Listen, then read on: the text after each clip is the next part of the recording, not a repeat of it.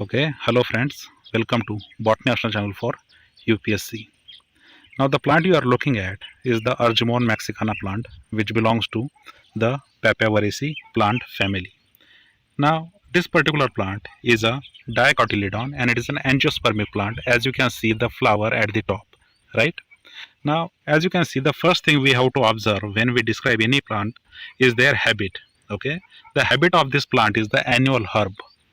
This is the habit of this plant, and you can see the plant body is divided into the root, stem and the leaves. Okay, the roots are the underground roots, and this underground root system is the tap root system.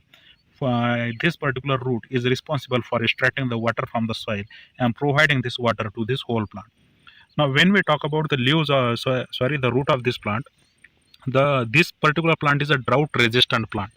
This literally means, in case if there is no water, still this plant can grow easily on any soil. Actually, the poor soil and the less amount of water has no effect on this particular plant called Argemone mexicana, and that is why you will find the maximum parts in the desertic area as well, right? Because it's a drought resistant plant species. Okay, its common name is the prickly poppy, and it is very famous for its latex. The yellow color latex is there.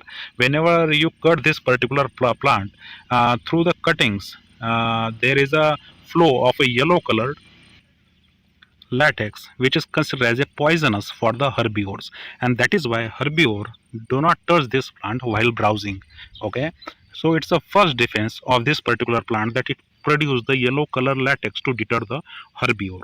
And as you can see on this plant, the latex is not the only way to deter the herbivores. As you can see, the leaf margins are getting converted into the spines. These spines also deter the herbivores. So basically, there are two mechanisms through which this plant try to save itself from the predators. The very first is the yellow color latex, and the second one is the spines which are present on its leaves. Okay, so the second part we can see is the stem. Okay, so the herbaceous stem is there, and this stem is branch stem. Okay, the many leaves are coming out of it, but you observe carefully, the stem possesses the spines. Okay, if you can see it, see carefully. If you observe carefully, this stem is having the spines on it, and these spines, as we have already discussed, it helps to deter the herbivores.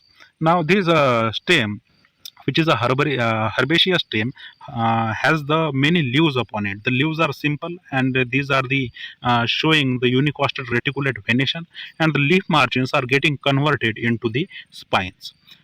One of the most important point to be noticed here is that the leaves are sessile leaves. Okay, there is a no petiole to the leaves. Okay, leaves are directly attached to the stem, and in that case we say the leaves are the sessile type of the leaves. Okay, now comes to the reproductive parts. See the flower is composed of a beautiful yellow colored petals. Okay, actually there are six petals, and inside it you can observe the stamens and the carpel is there. Okay, so the yellow color petals can be seen right from the distance, and these are very helpful in attracting the insects for the pollination purpose. So after the pollination, these particular flowers will get converted into the fruits. The rounded spherical fruits are there, and these are fruits, upon liberation of the seeds, will create the next generation. Okay, so the seed, once the flower get pollinated and fertilized, it can automatically convert to the fruits, and fruits can liberate the seeds for the next generation.